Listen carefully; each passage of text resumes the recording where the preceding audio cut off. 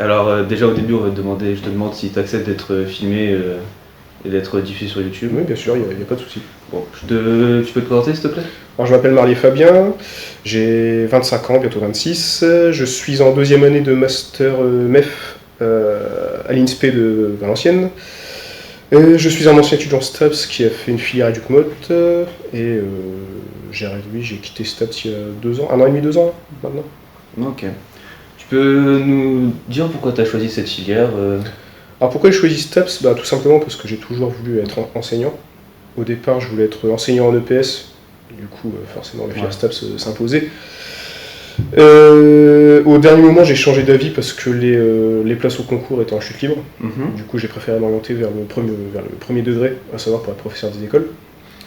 À savoir qu'au sein de la filière STAPS, il y a donc des disciplines concernant l'EPS, forcément, qui m'ont beaucoup aidé au sein de mon master, car on a des cours de PS en master, et quand je suis arrivé, j'avais l'impression de revoir mes cours de L1, j'avais beaucoup d'avance comparé aux autres.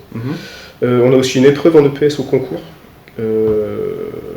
donc malheureusement, l'année dernière, j'ai pas validé cette épreuve, car elle était avec une partie CSE, du coup c'est ça qui met un peu de bâton dans les roues.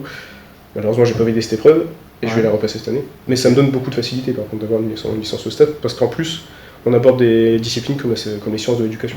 Okay, ouais. Donc je pense qu'en L1 vous en avez encore. Et ça m'a beaucoup aidé par contre. Ok. Et du coup, tu as fait des stages pendant ton cursus ou pas? Mon cursus au STAPS?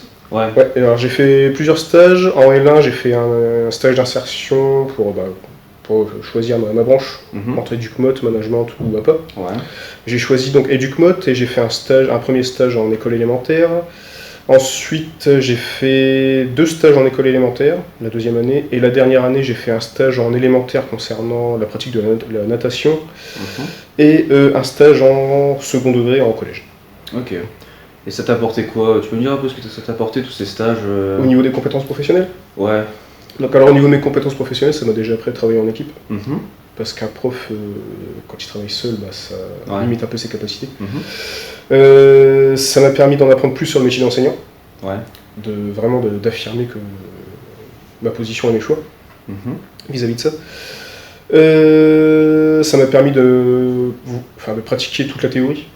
Parce que souvent les gens quand ils viennent en STAPS ils se disent tiens je vais faire beaucoup de sport, tout ça, sauf que non, c'est énormément de théorie que tu peux pas forcément pratiquer toi-même et mettre en avant.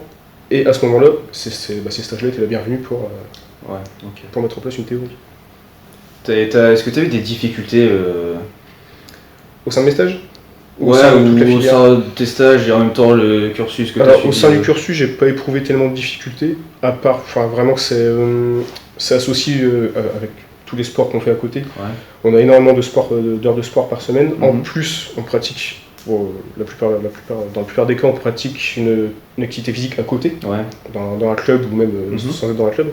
Donc tu as une certaine fatigue physique, associée à une fatigue psychologique par rapport au partiel, tout ça. Et ces deux fatigues-là, c'est assez dur. Et c'est pour ça que je pense qu'il y a autant de sélectivité dans la filière. Et selon toi, quelles seraient les qualités pour devenir un bon prof de sport? Pour devenir un bon prof de PS, j'insiste bien sur EPS. Un bon prof de PS, excuse-moi.